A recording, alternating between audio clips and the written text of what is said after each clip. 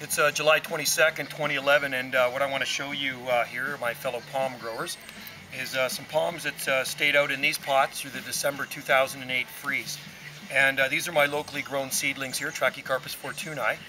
And I gave a bunch of, one-leaf seedling blade. They look like blades of grass, basically, when I gave them to my friend a few years back. It would have been, I guess, maybe 2007. Late 2007, and he kept them in, I gave them to him in liner-sized pots, that's what they were, and then he transplanted them to 1-gallon size pots, and they were out on his sun deck near Ganges, and unprotected. They went through about 7 days of solid freeze. The pots froze solid.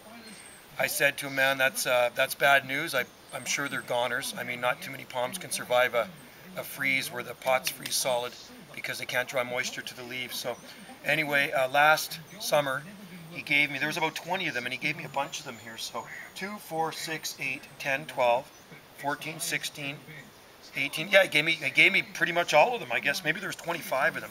So he gave me 20 of these palms, and this is what they look like today. These went through the 2008 freeze, one of the worst freezes in years, because it was consecutive days of freeze. So pretty much every day was just maybe a hair above freezing or just below freezing. And when I say freezing, that's 0 degrees Celsius or 32 degrees Fahrenheit. Minimum temperatures where he was around minus 6.4 or minus 6.5 degrees Celsius. And that usually spells disaster for palm trees in a small pot. Now, the bigger the size pot, the better off they are, because it takes a lot more for them to freeze the root ball. So small pots like this, these things were palmsicles, and sure enough, they made it, and they actually look awesome today. They look a lot better than some of the other ones I have that I mulch with leaves.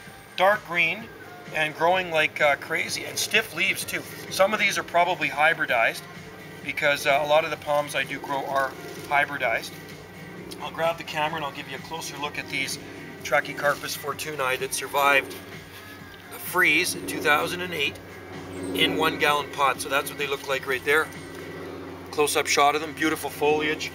And last year too, 2010, late November, we had a bad freeze again where the temperature was minus 6.4. It was short-lived, but still these had no protection.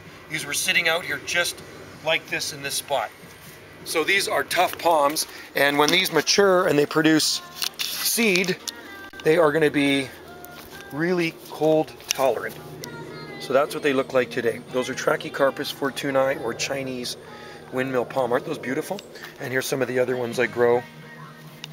Those are liner size pots. The liner size look like this, and I do ship these. I take them out and bare root them. There's usually 2 in a pot, but 2 in that one. They're not bad, and they stay in these cold frames all winter, unheated cold frames. So those are liner size. They're quite nice little palms.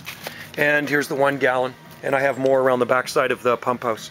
So these are all 1-gallon Trachycarpus fortunei, locally grown here on Salt Spring Island. Here's some of my seed-grown palms. These ones here from my buddy in Arkansas. Grew these from seed collected in Zone 7B, Arkansas, and they'll stay out just like the way they are. See, they self-seed all over the place. Palm trees. They're everywhere. They're all through the grass, coming up even on the edge of palm trees. They're all through the forest here too. And then there's another one. And the hybrids are here. I'll show you what the hybrid palms look like. This is one of my seed grown as well. There's some hybrid. You can see the foliage looks completely different. It's a lot more tighter fronds on them, stiffer, like a waggy but bigger fronds. Another one of my seed-grown palms, and this is a bigger one. Here's one of my seed-grown palms I planted in the 90s. That's a beauty. That's a male. It's been flowering for a couple of years now, so nice sized trunk on it. So lots of seed-grown Trachycarpus here from local Salt Spring Island stock, which usually proves to be quite cold tolerant. A lot more cold tolerant than the California imports of the same species. It's a beautiful day out here on Salt Spring Island. It's around 20 degrees Celsius, and perfect low humidity, and a really nice day to be outside.